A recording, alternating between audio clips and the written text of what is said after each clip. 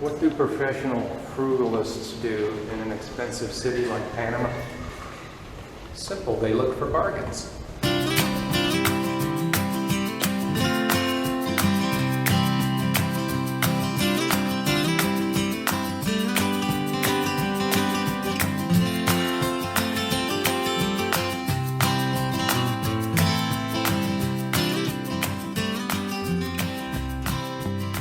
So guys, we made a video about Panama a couple of years ago when we were talking about is it possible to live on your Social Security check, and I was in the pool talking about that. If you haven't seen that video, check it out.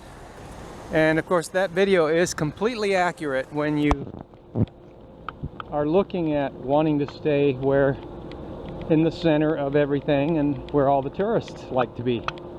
It's completely accurate. But as you know, being professional frugalists, and it always helps to spend a little more time in a place to be able to dig deep as a professional frugalist, because spending time, just spending the time in a place doesn't necessarily put you in a better light of anything, unless you make a study of it, which is what we do. And so let's remake that video, but this time with an eye towards maybe branching out a little bit and digging deeper and seeing what we can come up with. So here's what you'll have to do. You will have to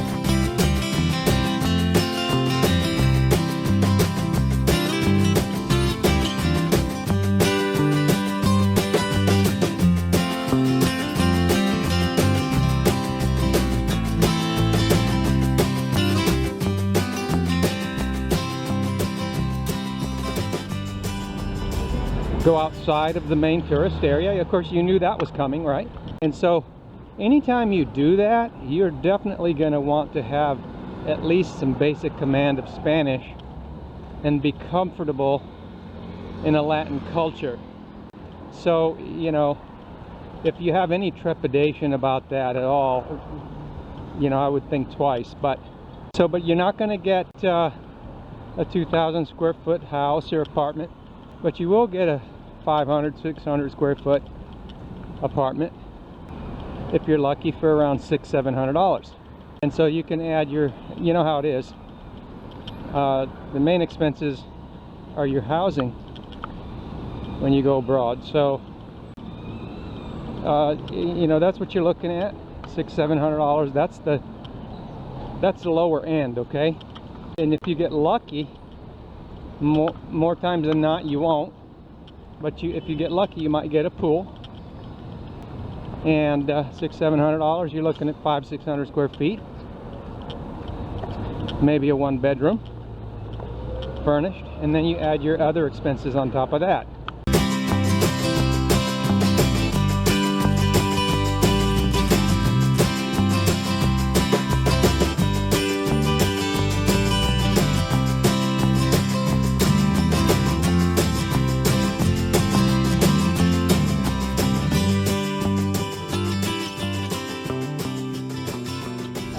Food prices update 2018.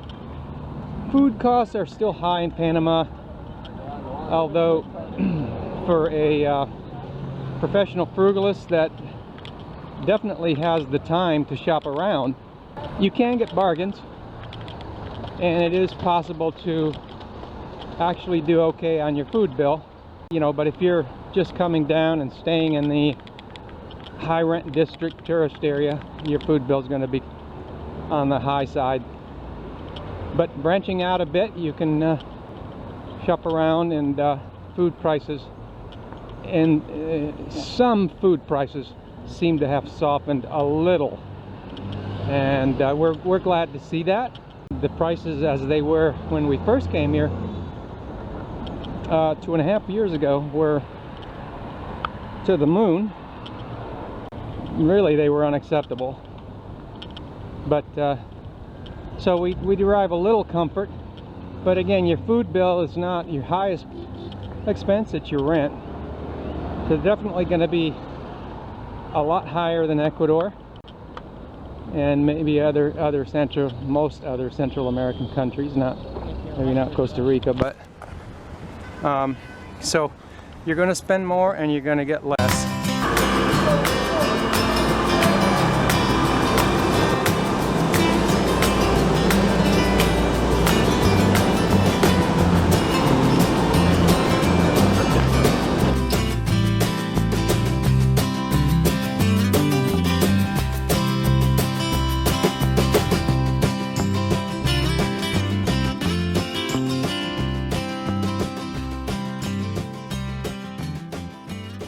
So there's a lot to like about Panama. You know, branching out, crime is a concern, so you want to make sure you've got security in the building. And honestly, you're going to want people to know that you can speak Spanish, because I know when we first moved to Ecuador and we did branch out away from the Gringo alley where they were all going, which nowadays they're all over there. But back then, you would walk down the street and some dodgy local would come up to you and test you to see if you spoke Spanish. And even though I didn't speak Spanish, I did understand a few words, maybe more than a few, and I was able to say yes or no and show them, like, no, I don't have any change for you, that kind of thing. You know, just a stranger on the street stopping you, hoping you'll reach in your pocket and show what you got. Stuff like that, little tests like that you're going to get when you branch out from the tourist areas that you have to. You know, we make comments like experienced traveler or inexperienced traveler, newbie traveler, you know, and those are the kinds of things we're experienced with. Spanish is a good language. It opens you up to a lot of different countries. You know, it's not like Italian. But Italian's a beautiful language, don't get me wrong. But as far as practicality and usability, Spanish is amazing.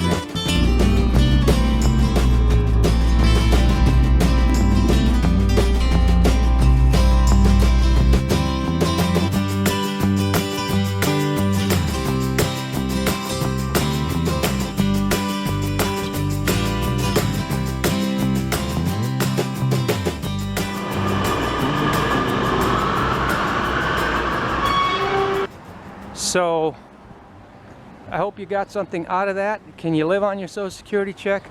For some people it's going to be a no, and for other people it's going to be a yes if they're a little bit more savvy, more experienced, and a little bit more Spanish savvy. And I dare say, you know, if you're alone by yourself, you're going to want to get to know some people. So, but going with $600 or $700 plus utilities on your rent, plus your food, you know, you can see where it starts creeping up to your $1,400 Social Security check fairly quickly. Now, if you figure out the bus system is, I don't like using words like safe, because anywhere in Latin America there's a certain situational awareness that is required. So I don't like using those kinds of words. Having said that, if you have that situational awareness and know better than to blurt out really loud English language in a foreign country on a bus or something, then you'll probably be okay. Panama City seems to be okay during the day. The buses are new and air conditioned. If you shop around, you can find meals out for around $5, which isn't the $2.50 and $3 we're used to in Ecuador, but it's still fairly reasonable. They do give you a large amount of food, so you get what you pay for, you know.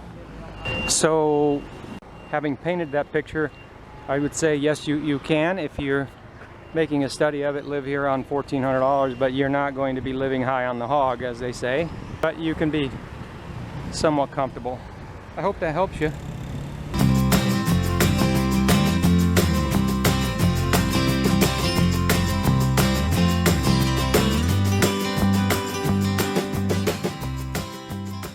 And so I'm just going to confirm the video we made a couple of years ago that if you want to be near the central tourist area, you will be spending that pretty much all on rent.